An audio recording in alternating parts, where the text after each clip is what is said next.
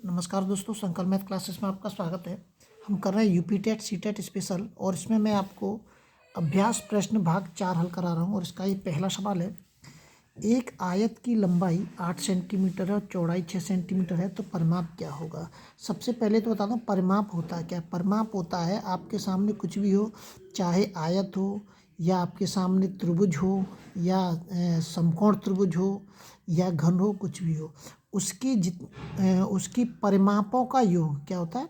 उसकी जो भुजाएं होती हैं, सभी भुजाओं की जो लंबाई चौड़ाई जो दे रखी है, उनका योग ही परिमाप होता है। उनका योग ही परिमाप होता है। तो आयत की दो लंबाई और चौड़ाई दो होती है, तो आयत का परिमाप पूछ रहा है वो। परिमाप का मतलब दो लंबाई प्लस चौड़ाई। अब आपको बताते हैं दो का क्यों गुणा किया है, क्योंकि एक आयत के अंदर ये जो आयत मैंने बना दिया, इसके अंदर एक लंबाई ये होगी, एक लंबाई, दो लंबाई हो गई और दो चौड़ाई हो गई, इसलिए इसमें दो का गुणा किया गया है। इस सूत्र के अंदर लंबाई कितनी दे रखी है, 8 दे रखी है, चौड़ाई कितनी दे रखी है, 6 दे रखी है। 8 और 6 14, 14 दूनी 28, कितनी हो जाएगी 28 सेंटीमीटर। ये ऑप्शन आपका इसमें सही हो जाएगा। फिर से समझ लीजिए परिमाप क्या होता है कि इसकी सभी भुजाओं का जो योग होता है वही परिमाप होता है। चाहे आपके सामने कैसा भी चित्र दे रखा हो, टेढ़ा मेढ़ा उल्टा सीधा, उनकी भुजाओं का जो योग होगा वही परिमाप होगा। अगला सवाल देखते हैं। अगला सवाल दे रखा है इसमें 2x प्लस के 3 बराबर के 11, तो x का मान ज्ञात कीजिए। 2x, 3 को मैं इधर ले जाऊंगा, ये प्लस का दे रखा है, साइड में आके किसका हो जाएगा, माइनस का हो जाएगा। 2x बराबर घटा दीजिए, इसमें से कितने बचेंगे, 8 बचेंगे। x बराबर के 8, 2 इसके नीचे आ जाएगा, इससे 2 चौक 8, x बराबर कितना आ जाएगा 4। तो ए ऑप्शन आपका इसमें एकदम सही हो जाएगा। अगला सवाल देखते हैं। अगला सवाल दे रखा है इसके अंदर 400 पर 10% की छूट देने के बाद कीमत क्या होगी। 400 पे कितने परसेंट की छूट दी है, 10% की। जीरो नीचे आ जाएगा प्रतिशत का, 10 चौक 40, मतलब 40 रुपये की छूट देनी है हमें। कितने की छूट देनी है, 40 रुपये की छूट देनी है। तो छूट देने के बाद कीमत क्या बचेगी, तो छूट देने के बाद 400 में से 40 घटा दीजिए, कितना आ जाएगा 360 रुपये। तो इसका बी ऑप्शन एकदम सही हो जाएगा। ये आप सीधे कर सकते हैं ऐसे।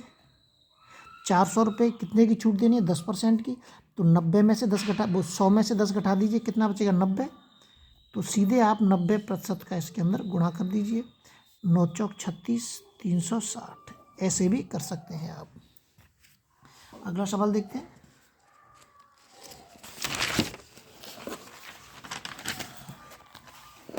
अगला सवाल दे रखा है इसके अंदर, यदि किसी वस्तु का क्रय मूल्य 500 रुपये है, उस पर 20% का लाभ होता है, तो सेलिंग प्राइस कितना होगा।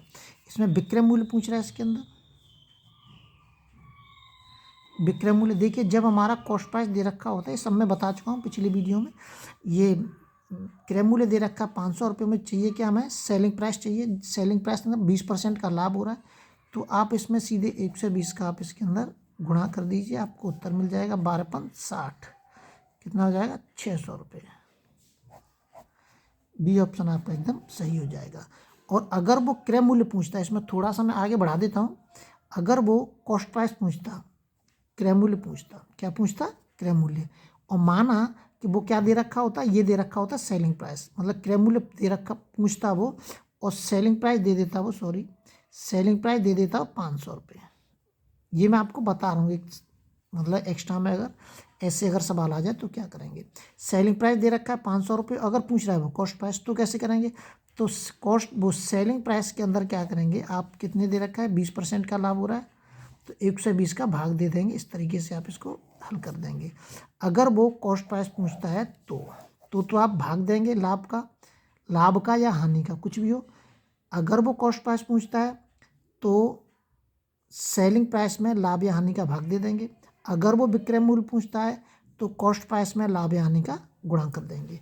आपको ये याद रखना है बस। अगला सवाल दे रखा है, एक टंकी 4 घंटे में भरती है और 6 घंटे में खाली हो जाती है, तो बताइए दोनों नल खोल दिए जाएँ तो टंकी कितने घंटे में भरेगी।